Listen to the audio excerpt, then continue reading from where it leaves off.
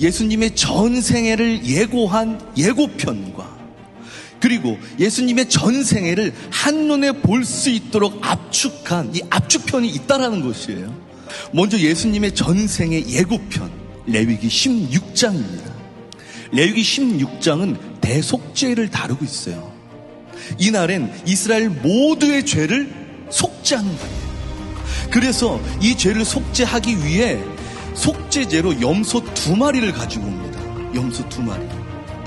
대속죄일은 염소 2마리를 가지고 와요. 그래서 대제사장은 그중 1마리를 잡아서 피를 냅니다. 그리고 그 피로 이스라엘 온 회중의 죄를 성결케 하는 것이에요. 그리고 나머지 1마리는 대제사장이 그 염소의 머리에 2손으로 안수를 합니다. 그리고 안수를 해서 온 회중의 죄를 그 염소에게 전가시켜요. 그 다음에 무엇을 하냐면 모든 죄를 전가받은 그 염소를 광야로 내보냅니다. 왜 광야로 내보내냐? 레위기 16장에는 이렇게 기록되어 있어요. 광야에 있는 아사셀을 위함이다.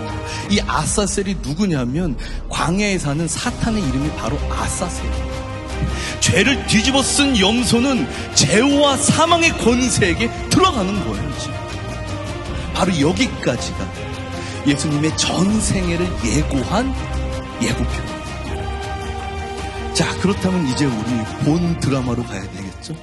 이제 예수님은 실제로 사람 한 명 한 명을 찾아다니세요. 사람 한 명 한 명을 찾아다녀서 그 사람의 죄를 다 전가받고 다니세요. 전 이게 너무나 감동적인 거예요. 너무 놀라운 것이에요. 예수님은 그 죄의 구렁텅이에 들어가서 그 부정한 구렁텅이에 들어가서 사람들의 죄를 다 전가받고 다니세요.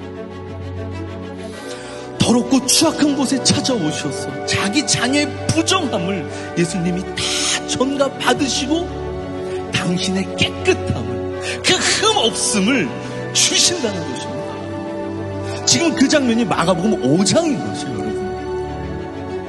마가복음 5장 1절에 예수께서 바다 건너편 거라사인의 지방에 이르러 라고 나와 있습니다. 그런데 여러분, 지금 예수님이 이 거라사라는 이 동네 간 것은 굉장히 쇼킹한 일이에요, 여러분. 있을 수가 없는 일입니다. 왜냐하면 이 거라사라는 동네는 돼지를 키우기 때문이에요. 돼지를 키운 다음에 이 돼지로 로마 군사들의 식량을 보급하는 이 일을 하고 있는 동네입니다. 그런데 여러분, 돼지 하면 생각나는 게 혹시 있으세요? 돼지 하면? 돼지. 자, 이 돼지가 유대인에겐 어떤 것입니까? 레위기 11장에 보면요, 여러분, 이 돼지는 부정한 짐승이라고 분명히 나와 있습니다. 여러분, 레위기 11장에서 부정한 짐승이 되는 조건이 있어요. 첫 번째는 새김질을 못하는 짐승은 부정한 짐승이에요.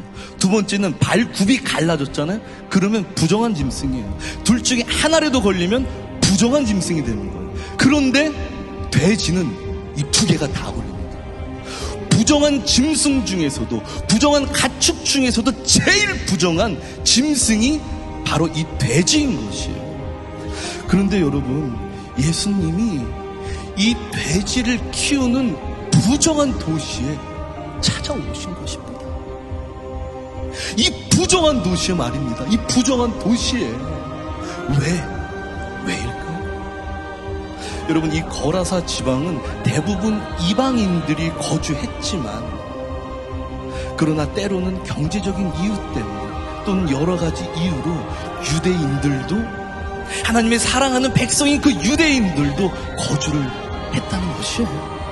그런데 이 하나님의 백성이 더럽고 추악한 이방 도시에서 귀신 들려 신음하고 있는 것입니다. 하나님의 백성이 이 부정한 곳에서 신음하고 고통으로 지금 오늘도 소리치고 있는 것이에요. 그래서 예수님은 지금 그를 구원해주기 위해 막 찾아가신 것이에요. 배를 타고 막 찾아가셨어요. 내가 너를 위해 찾아갈게. 아무리 거기가 부정하고 더럽더라도 내가 너를 위해 찾아갈 거야. 내가 너를 고칠 거야.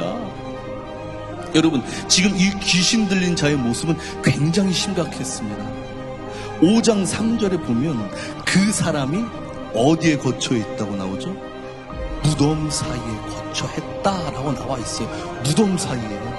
여러분, 무덤은 뭘까요? 무덤은 뭐예요? 죽은 사람들이 묻혀있는 곳이잖아요. 바로 거기가 무덤이잖아요. 지금 이 자는, 이 귀신 들린 자는 죽음 사이에 있는 것이에요. 지금 죽음 사이에서. 그러면서 이 사람은 5절에 보니까 그 죽음 사이에서 늘 소리를 지르며 돌로 자기 몸을 해치고 있다라는 것입니다. 죽음 사이에서 소리를 지르면서 자기 몸을 계속 해치고 있어요. 여러분, 이 모습이 얼마나 불쌍합니까? 얼마나 여러분 안타깝습니까? 그래서 5장 4절에 보면은 여러 번 고랑과 쇠사슬을 매였어도, 여러분 이 말이 무슨 말이냐면, 지금 이 귀신 들린 자의 가족들이 자기 몸을 자해하는 그 아들을 위해서, 야, 너 좀 이러지 마, 너 좀 이러지 마, 너 이러다 죽어, 너 죽는다고 이놈아, 그러면서 그 아들의 몸을 쇠사슬을 꽁꽁 묶은 거예요. 자해하지 못하도록, 죽지 말라고. 그러나 그래도 이 사단의 힘이 얼마나 셌던지 그 쇠사슬을 끊고 다시 자기 몸을 자해하게 만들고 죽음과 죽음 사이에서 거하게 하는 것입니다. 여러분, 예수님은요, 지금 이 불쌍한 영혼을 위해 부정한, 그것도 아주 부정한 이곳에 찾아오신 것입니다. 여러분, 예수님은 이 동네가 더럽고 부정해도 전혀 문제가 아니었어요. 문제가 되지 않았어요. 예수님의 불쌍한 백성이 지금 신음하고 있기 때문이었습니다. 예수님이 이제 이 거라사 도시에 도착을 했어요. 도착하자마자 배에서 딱 내리시는데 저쪽에서 그 귀신 들린 자가 소리를 치면서 예수님께 나옵니다. 마가복음 5장 7절에 하나님의 아들 예수여, 나와 당신이 무슨 상관이라고 나를 괴롭게 하나이까? 여러분, 지금 귀신 소리 지르는 거예요. 원하건대 나를 괴롭게 마소서 하면서 이 귀신이 그냥 막 소리를 질러요. 그래서 예수님은 귀신에게 뭐라고 말합니까? 야, 이 더러운 귀신아, 당장 나가. 야, 이 더러운 귀신아, 당장 나가. 이 더러운 놈아. 그렇게 명하시면서 그 귀신에게 이름을 물어보세요.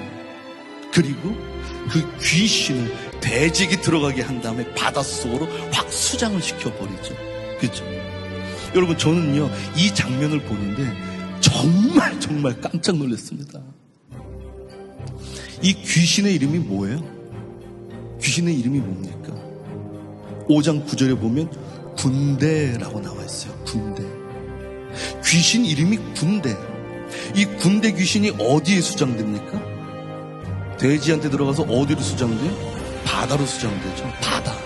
여러분, 군대가 바다에 수장되는 장면이 성경 어디에 또 나오죠? 어디에 나옵니까? 그렇죠. 출애굽기 14장 홍해 사건이잖아요. 제가 출애굽기 14장 27절에서 28절 한번 읽어드릴게요. 여호와께서 애굽 사람들을 바다 가운데 엎으시니 물이 다시 흘러 병거들과 기병들을 덮되 그들의 뒤를 따라 바다에 들어간 바로의 군대를 다 엎으니 하나도 남지 아니하였더라. 그러면서 29절을 보면 그러나 이스라엘 자손은 바다 가운데를 육지로 행하였고 물이 좌우의 벽이 되었더라. 아멘.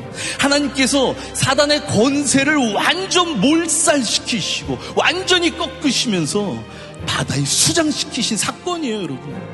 그러면서 하나님의 백성은 비록 지금 바다 한가운데 있을지라도 하나님은 그 바다 한가운데를 육지로 만드시고 물이 좌우에 벽이 쫙 되게 만드신 사건입니다.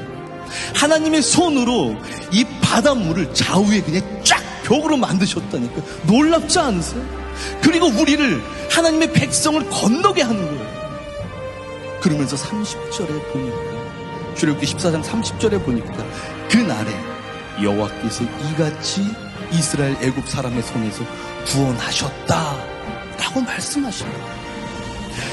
이에 구원받은 하나님의 백성인 모세가 찬양을 해요. 그 찬양하는 장면이 출애굽기 15장 3절에서 6절까지 나옵니다. 여호와는 용사시니, 지금 하나님이 어떤 분인지를 모세가 찬양하는 장면인 것이에요. 여호와는 용사시니 여호와는 그의 이름이시로다. 그가 바로의 병거와 그의 군대를 바다에 던지시니 최고의 지휘관들이 홍해에 잠겼고 깊은 물이 그들을 덮으니 그들이 돌처럼 깊음 속에 가라앉았도다. 여호와여, 주의 오른손이 권능으로 영광을 나타내시니이다. 여호와여, 주의 오른손이 원수를 부수시니이다. 아멘.